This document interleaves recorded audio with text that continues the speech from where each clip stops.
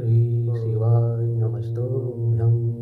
आज तक लोगों को नहीं मालूम कि पूजन करने बैठते हैं तो सबसे पहले क्या करते हैं, पर सबसे पहला काम मंदिर में बिना पंडित के सबसे पहला काम कौन सा होता है? तो सबसे पहला काम होता है भगवान को धन्यवाद देना कि आज भी आपने मुझे इस मंदिर में आपका दीदार कराने के लिए, दर्शन कराने के लिए बोला।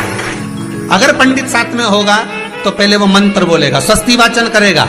स्वस्ति वाचन करने में उसको अर्थात भगवान के लिए भी प्रसन्नता और आपके लिए भी प्रसन्नता। पर आपके पास कोई ब्राह्मण नहीं, आपको कोई स्तुति नहीं आती, आपको कोई मंत्र नहीं आता, आपको कोई साधना नहीं आती, आपको कोई तप नहीं आता, पर आप इतना तो कर सकते हो कि भगवान के मंदिर में जाकर उनको धन्यवाद दे सकते हो कि तेरी कृपा है जो मुझे चलकर यहां तक बुला लिया, 2 कदम चलाया, यहां तक बुलाया, ये तेरी कृपा है। और बड़ी कृपा करी जो डलिया भर के पूजन का सामान भी लाई, बड़ी कृपा करी जो दूध भरकर भी लाई, बड़ी कृपा करी जो कलश भरकर भी लाई। कितने लोगों का फायदा है कलश भरकर मंदिर ले जाने में? देखिए जरा कितने लोगों का फायदा। हिंदू धर्म में विष्णु पुराण में, पद्म पुराण में लिखा है, सौभाग्यवती नारी जब भरा हुआ पानी का लोटा लेकर कलश लेकर जाती है और उसको देखकर कोई व्यक्ति निकल कर चले जाता है तो जिस काम के लिए जाता है वो काम सफल हो जाता है। मंदिर का ही लोटा, मंदिर का ही पानी, सिर पे पल्लू लेके हर हर महादेव, बस शिव जी के चढ़ा रही और इतने प्रेम से रिझा रही। अब फ्री का पानी था तो एक लोटे में मन भी नहीं माने। अरे करा तो भगवान के सम्मुख में पहुंचकर अगर आप जल का पात्र भी लेकर जा रहे हो, भरा हुआ लेकर जा रहे हो, तो कितनी प्रसन्नता की बात है। हिंदू धर्म की रीति है, जिस पात्र को हम जल चढ़ाने लेकर जाते हैं उस पात्र में भगवान के चरणों का जल लाते हैं, खाली पात्र नहीं लाते। क्या लाते हैं? भगवान के चरणों का जल। उस चरणोदक को लेकर आए, घर में रखा, सबने अपने नैनों में लगाया, हृदय में लगाया, चित्तवृत्ति में लगाया। खाली पात्र हम लेकर वापस नहीं आ रहे हैं। शिव मंदिर में जब जब जाओ, जल चढ़ाने के लिए जाओ, पात्र तुमने शंकर जी को पूरा पानी चढ़ा भी दिया तो शंकर के चरणारविंद का थोड़ा सा जल पात्र में डाल के भले 2 बूंद लाओ, 4 बूंद लाओ, इतना सा लाओ, पर लाओ और उसको पूरे परिवार के नेत्रों में जब लेकर आए हो चरणोदक तो लगाओ। पर खाली पात्र नहीं लेकर आना। खाली पात्र लाने में ध्यान दीजिए, जब आप पूरा जल समर्पित कर देते हैं, जल समर्पित भी पूरा करना है, भगवान को चढ़ा रहे हो तो पूरा समर्पण होना चाहिए, पूर्ण समर्पण। इसलिए शंकर भगवान को अधूरा समर्पण नहीं, इसलिए श्रीफल भी पूर्ण चढ़ता है। शंकर जी के मंदिर में श्रीफल नहीं फूटता, पूर्ण श्रीफल। बेलपत्री भी पूरी, चावल का दाना भी चढ़ेगा तो आखा, फल भी चढ़ेगा तो आखा, फूल भी चढ़ेगा तो आखा। भगवान को कोई चीज खंडित नहीं चढ़ती, शिव जी को जल भी चढ़ेगा तो पूर्ण।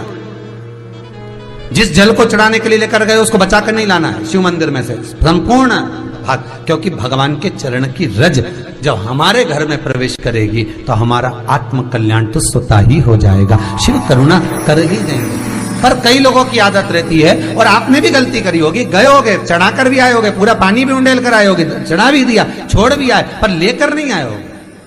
कई लोग गलती कर जाते हैं और फिर बाद में कहते हैं हम तो इतने साल से पूजन कर रहे हैं, भगवान हमारी सुन ही नहीं रिया। तो भगवान के मैं तो तैयार बैठा, पर तू नवा के चली जाए, लेके तो कहीं जाए। तो भगवान थोड़ी ना कहेगा कि तू मेरे पास में आए तो मेरे चरण की रज लेकर जा। भगवान थोड़ी ना कहेगा कि मेरे पास में आकर तू ये लेकर जा। भगवान तो कहेगा मेरे पास में आया है, मांगना कुछ मत, बस मुझे जो स्नान कराया है मेरा चरणोदक लेकर जा, छीट दे पूरे घर में, संपदा भरना मेरा काम है। जहां मेरी चरण की रज पहुंच गई वहां संपदा स्वतः पहुंचती है, मैं वहां पहुंच जाता हूं। तो चरणों तक ले जा, पर लोग ले जाते हैं, पूजन करते, कलश भी उंडेलते, जल भी चढ़ाते, पर आते समय खाली लेकर आ जाते। भगवान को इतना बुरा लगता, मेरे दरवाजे से खाली जाए, मुझे कितना बुरा लगेगा। जो आए वो भर कर जाए, भले 2 बूंद लेकर आओ, पर उसमें चरणों तक थोड़ा सा लेकर अवश्य आए। उसी तरह जल चढ़ाने के बाद हम जब लेकर आते हैं पात्र के अंदर, ये उसमें उसकी बरकत है। गर्ग संहिता में दूसरी चीज कही, उसको भी समझ लीजिए। गर्ग संहिता में कहा गया, जब आप घर से जल लेकर जाते हो भरकर, तो ये सृष्टि की जितनी नदियां हैं, पृथ्वी पर जितनी नदियां विद्यमान हैं, जितने तालाब, जितने सरोवर, जितने कुंड, जितने विराजमान हैं, उन सारे तीर्थों का जल जब आप घर से लेकर निकलते हो तो वो तीर्थ का संपूर्ण जल आपके कलश में आ जाता है। और जब आप उस जल को शिव पर समर्पित कर देती हो और 2 बूंद चरणादक लेकर जब जाती हो तो शिव महापुराण गर्ग संहिता पद्म पुराण कहती है वो जल साधारण नहीं रहता, वो गंगा जल बनकर तुम्हारे घर को पवित्र करने के लिए पहुंच जाता है। वो पवित्र गंगा जल बन जाता, उसको लेकर प्रवेश करता है। हम बार बार कहेंगे भगवान के मंदिर जब भी जाओ ना, चेहरे पर प्रसन्नता होना चाहिए। किसी से मिलने जाओ ना, चेहरे पर अगर प्रसन्नता नहीं और ऐसे ही पहुंच गए ना तो वो श्रेष्ठता नहीं मानी गई।